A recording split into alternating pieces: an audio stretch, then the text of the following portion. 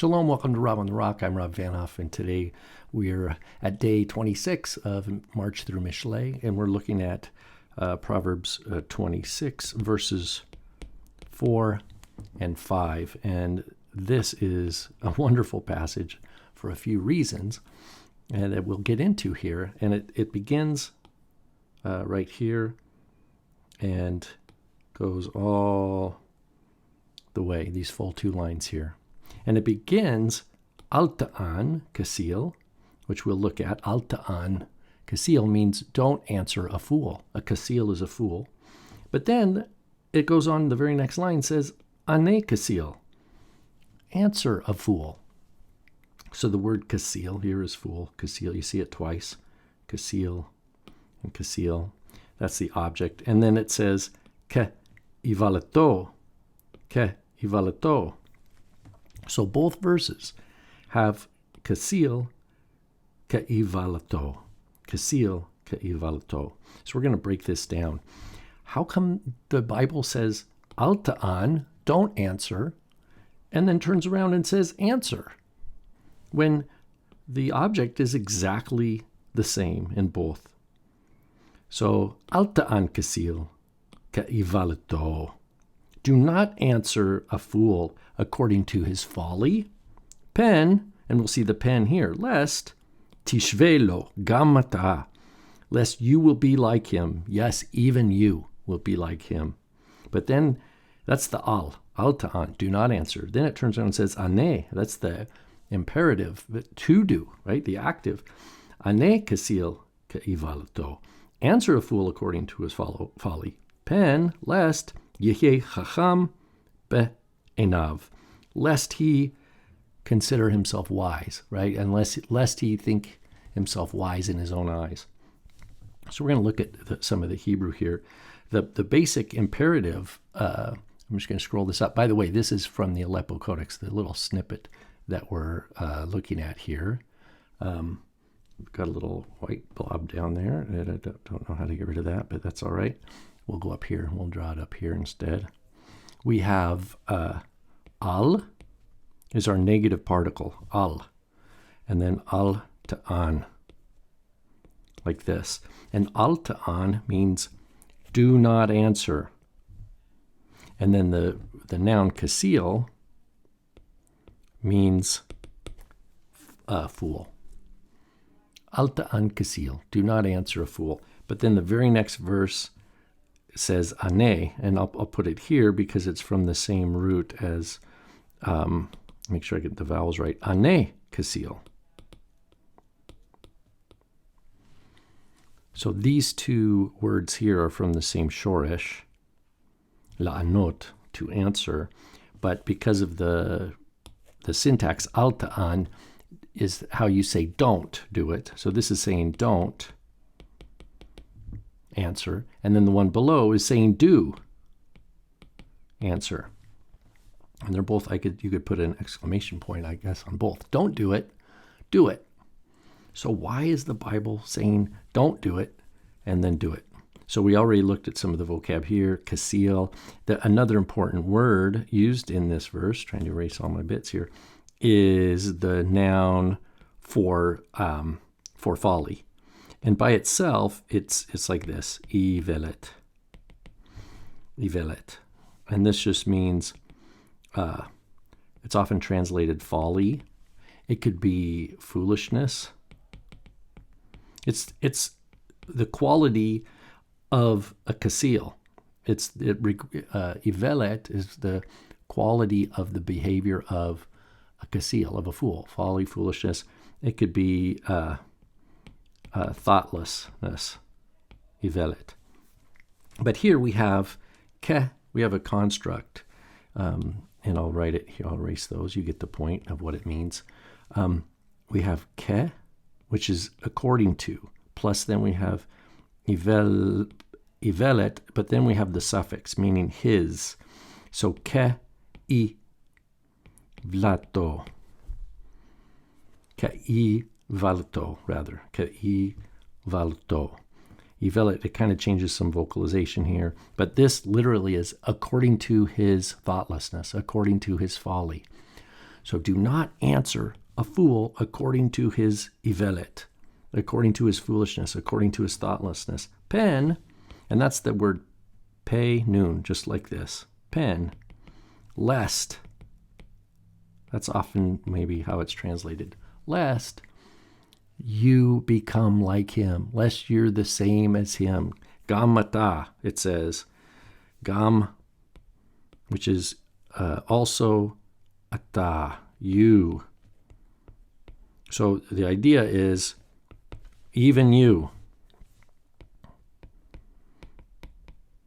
So the idea is watch yourself. Well, of course, Yeshua says, as we've looked at other Proverbs with the same teaching in mind, that the follower of Yeshua is to be suspicious of their own initial responses, or their own knee-jerk responses, right? That it comes, like Yeshua says, it's a plank in our eye, or even presuppositions about things.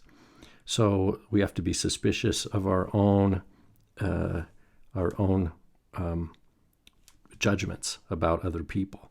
And so, but here it's not saying that the person, we think they're a kasil and they're not really. So in the Bible, or in the Proverbs specifically, a tzaddik is always a tzaddik, and a kasil is in fact a kasil. So the command, al ta'an kasil, ke'ivalto, is for a person who's in fact dealing with someone who is a kasil, who is thoughtless, who is a fool, who is exhibiting folly. So you're dealing with someone who is exhibiting folly of some sort. So there's it's not possible to have a fully reciprocal relationship. Why? Because the person that you're interacting with is a kasil. They're behaving in a way we call ivelet, thoughtlessly. So therefore, at least for the time being here, it's not a mutually, it can't be a mutually equal peer-to-peer type of conversation. But it says al ta'an, that means you're not to answer them according to their folly. Pen tishvelo, you become, tishve is from the verb to be like, or to be equal, lo, to him, to be like him, even you, gamata.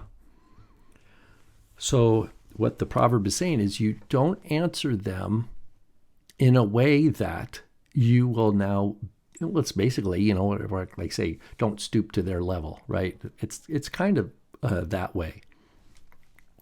The injunction here, al ta'an kasil ke'ivalto, is that true wisdom, you will have your shalom, right? You will have your shalom, and you are to guard your lips, as we've seen in the Proverbs time and time again. Guard your lips, etc.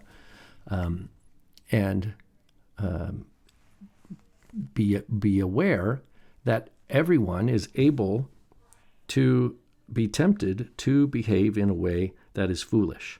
Pen tishvelo gamata, that you yourself could behave in such a way. This reminds me also in Galatians 6, where Paul says, he said, I'm paraphrasing here because I don't have it in front of me, but brothers, if one among you stumbles in sin, you who are spiritual, go and try to restore them, but being careful and watching yourself. Watch yourself, lest you too be tempted. So the recognition is, like it says Lord instructs us in the prayer, lead us not into temptation, but deliver us from evil, is that we are aware of the fragility of our situation, our dependence on God and His grace, and so and we're aware of the flesh, right?